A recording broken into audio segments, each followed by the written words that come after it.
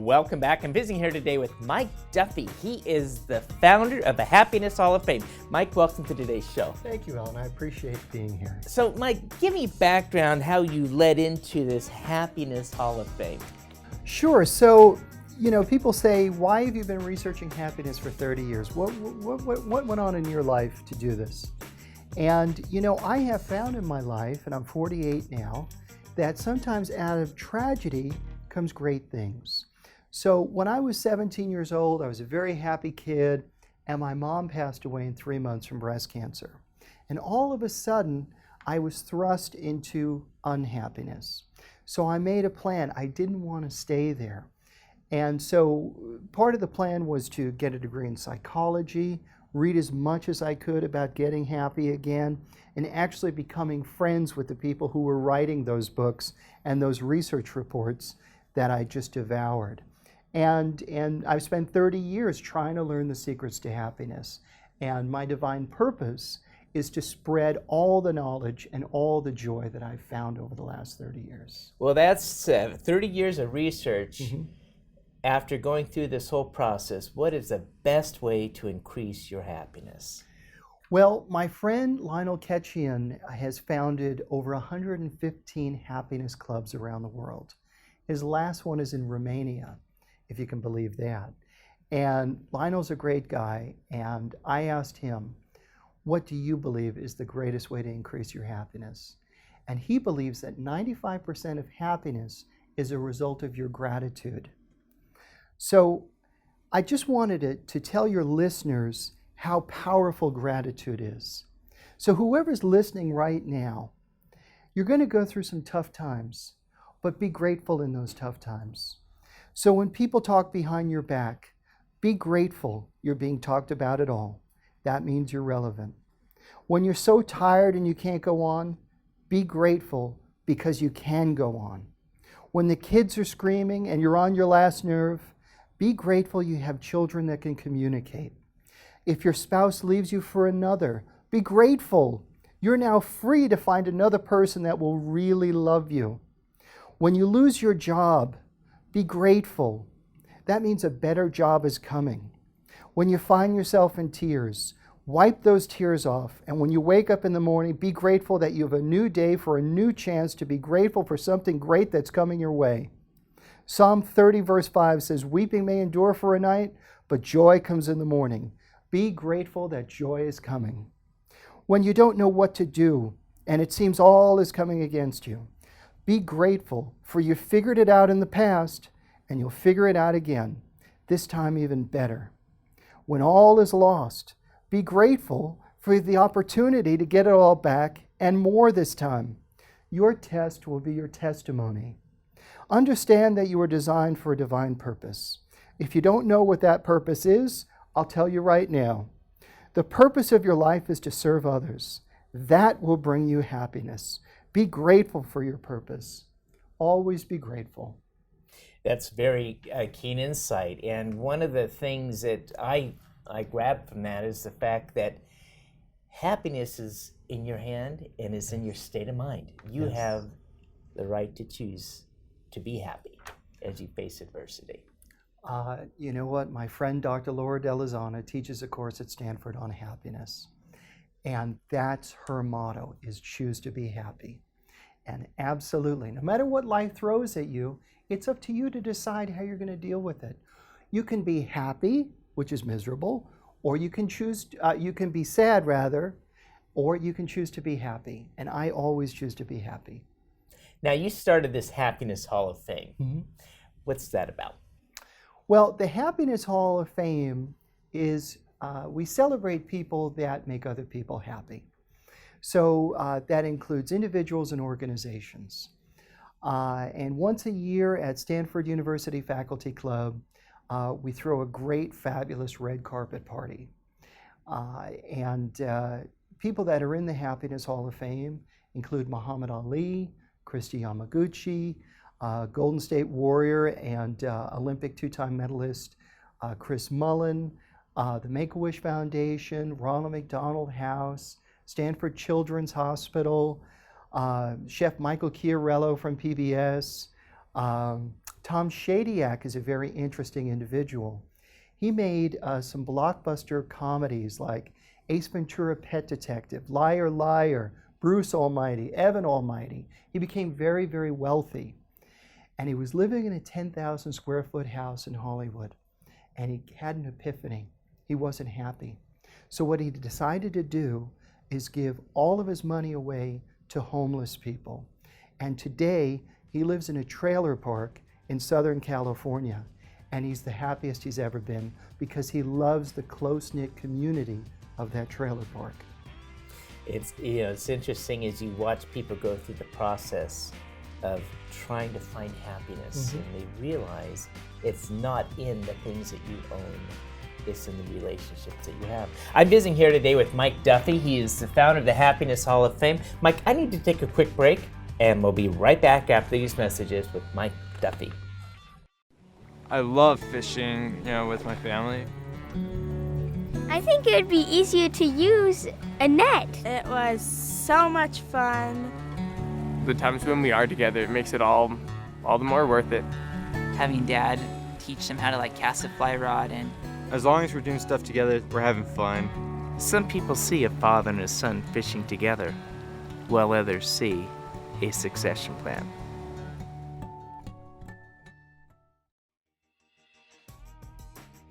Welcome back. I'm visiting here today with Mike Duffy. He is the founder of the Happiness Hall of Fame. And Mike, you mentioned this event on November 7th at the Stanford Faculty Club. How do we get tickets to this? Well, I'm a philanthropist, and I underwrite all the costs for the Happiness Hall of Fame. I don't accept donations. So the tickets are free. You just have to get on the guest list. I don't want anybody to miss out on these life-changing messages that can't afford it. So we don't charge for admission. And if you'd like tickets to the event, again, it's November 7th on Stanford campus at the Stanford University Faculty Club at 6:30. Just email me at mike@happinesshalloffame.com. So that's mike@happinesshalloffame, one word, .com. If you want to learn about more about what we do, you can go to our website at www.happinesshalloffame.com. Well, that's very kind of you. And, for the listeners, we'll be posting that up. But in November 7th, what time will that start? So it's at 6:30. Okay. And, it's a wonderful evening. I love food. My mother was a chef. So we have great organic food, carving stations. It's open bars, so it's strictly 21 and over. And we serve a happiness cocktail. I don't drink, but I'm told it's very delicious. And it's an indoor-outdoor event. So you can have your happiness cocktail and mingle with our speakers and get to know some people that you really never would have the chance to meet before. Now, of course, people that come to this event are happy too, so you'll be in great company. So some of the speakers we're having this year, which whenever I say this, people get very excited. But one of my friends is Bubba Paris. Bubba Paris was Joe Montana's left tackle for the San Francisco 49ers. He just has a new book, Born for This Moment, which is fabulous. And he's an inspirational speaker. And we had him out last year, standing ovation, got everybody motivated, and he just went around the room hugging everybody. He is just an incredible person. If for no other reason, come out just to meet him. We're also having, I'm a big football fan, so one of the greatest fullbacks of all time. And he's on your competition radio station, 95.7, the Game Morning Show. His name's Lorenzo Neal. And he was named to the NFL 2000s Team of the Decade. He's the only fullback in there. And he's a wonderful guy. We're honoring public television. So Michael Lupitin from KQED is coming down to talk about all the wonderful things that public television has brought to us. We are honoring Stanford Children's Hospital. We're honoring Kim Yancey, the co-founder and CEO of Live Happy Magazine, which is one of the best magazines out there. I believe your brain is like a computer, so you want to feed it and enter the best data possible, because what goes in comes out. And we'll also be honoring some other wonderful speakers as well. So that'll be November 7th at 6:30 p.m. at the Stanford Faculty Club, and to get tickets, it's mike@happinesshalloffame.com. Yep. Okay, so now I understand you recently gave an award to Muhammad Ali. Alan, I have to tell you, it's just last Tuesday, and I got to meet the greatest, and he's still the greatest. I had the honor of flying out to his Ali Center in Louisville, Kentucky, and I met him, and I gave him the award, and I also got to meet his wife, and they say that behind every great man is a great woman. Lonnie Ali is a fabulous lady. And when she heard about the Happiness Hall of Fame, she just thought it was the greatest thing. And she told me that Muhammad felt that this was better than going into the Boxing Hall of Fame, was going into the Happiness Hall of Fame. That made me feel very, very happy. And she said, when she saw the award, she said, we're going to put this on display in the museum right next to my book, The Happiness Book for Men.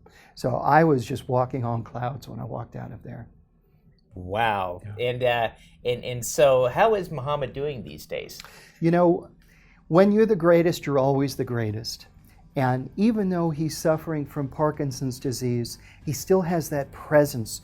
When he came into the room, everybody got excited. And, you know, I got to spend about an hour and a half there. And just talking to him, and I was able to make him smile. It just meant the world to me. I'm visiting here today with Mike Duffy. He is the founder of the Happiness Hall of Fame. Mike, I need to take a quick break, and we'll be right back after these messages.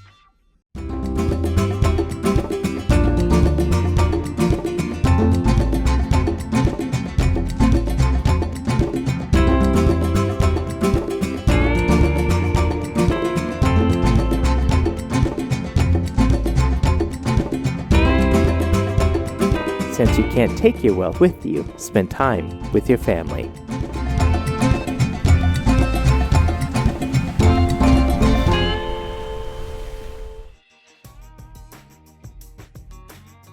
Welcome back. I'm visiting here today with Mike Duffy. He's the founder of the Happiness Hall of Fame. Just this last week, Mike gave an award to Muhammad Ali, inducted him in, and you know, I heard that, as you mentioned in the last segment, that Muhammad was very pleased with that honor.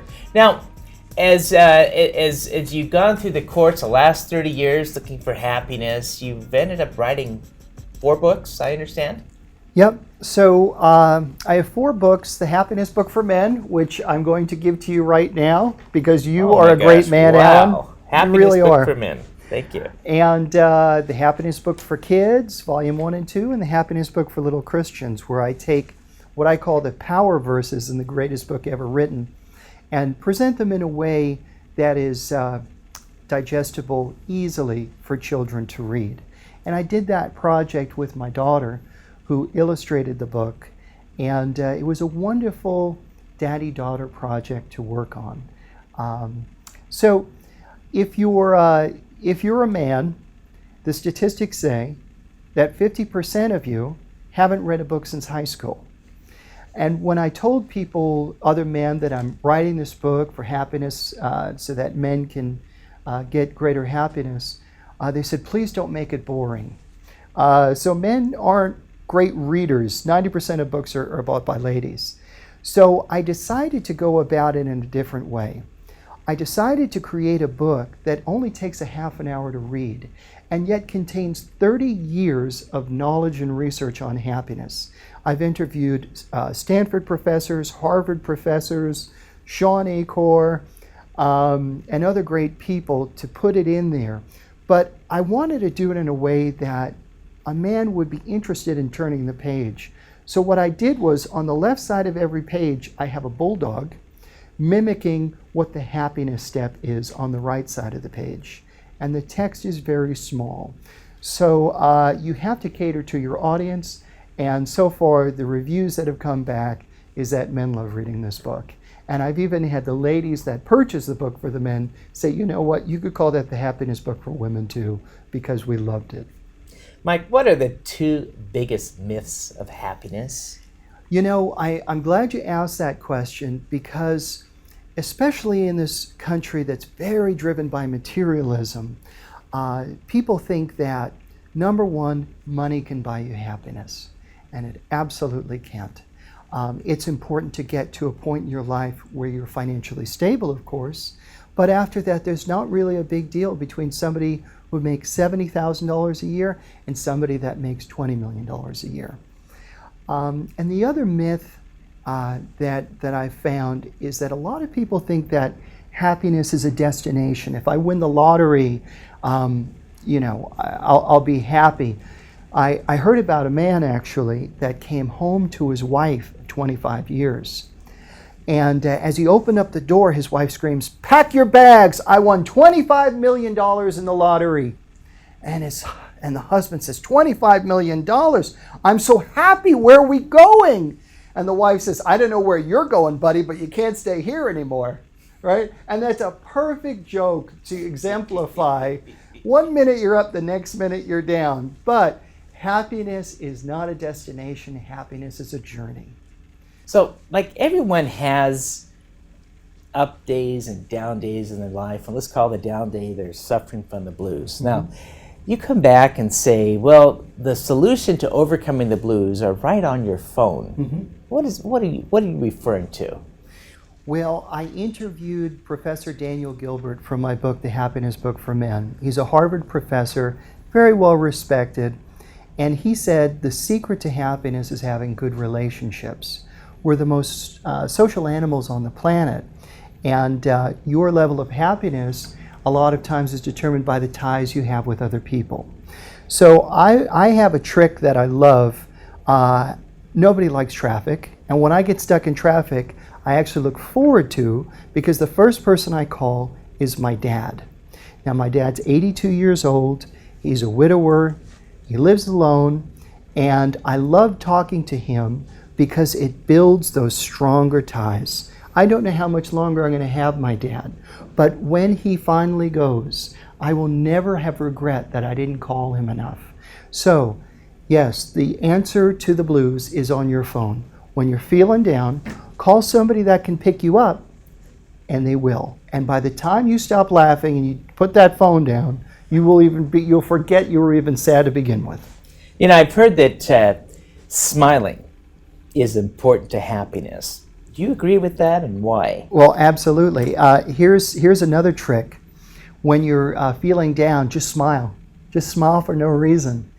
What happens is your brain believes you're actually happy, even though you're not. And then your brain will start to release serotonin.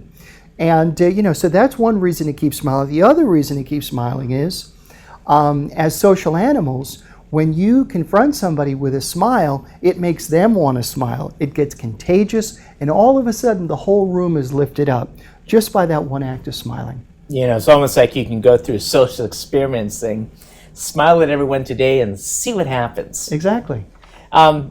You've been referred to as the mayor of happiness. What is that?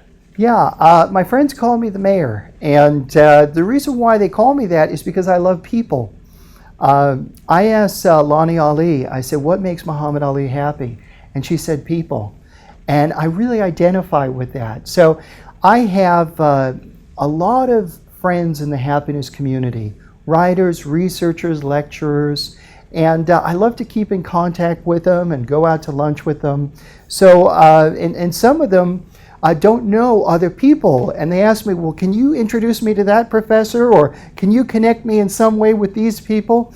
And of course, at our event every year, we get to have a lot of these people come together and have a drink together. So that's why they call me the mayor. Yeah, so once again, for the listeners, it's Mike at happinesshalloffame.com, and you'll get them tickets to the event, the Stanford Faculty Club, on November 7th, 6:30 p.m. Yep.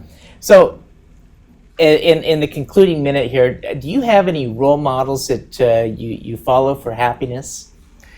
You know, because I've been in the space for so long, I've known a lot of great people. Yesterday I had I had lunch with a good friend of mine, Dr. Fred Luskin. And he is the author of Forgive for Good. He teaches a life-changing course on happiness at Stanford, and he's on, just like you, Alan, my board of advisors for the Happiness Hall of Fame. And whenever we get together, it's just such an enriching experience. He brings in the latest research that maybe I haven't caught yet, and I bring in maybe some things that he hasn't heard of yet. So whenever I get together with Fred, I get the latest and the greatest out of Stanford, and that is one heck of a good university. And Mike, once again for the listeners, how can they find out more information on the Happiness Hall of Fame? Well, I would advise you to go to my website, www.happinesshalloffame.com. There you can see inspirational speeches from last year's event, and we'll be uploading the new speeches in mid-November.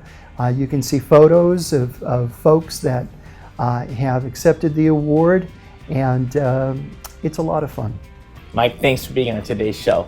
Well, thank you very much, Alan. You're a good man. I appreciate it. We'll be right back after these messages.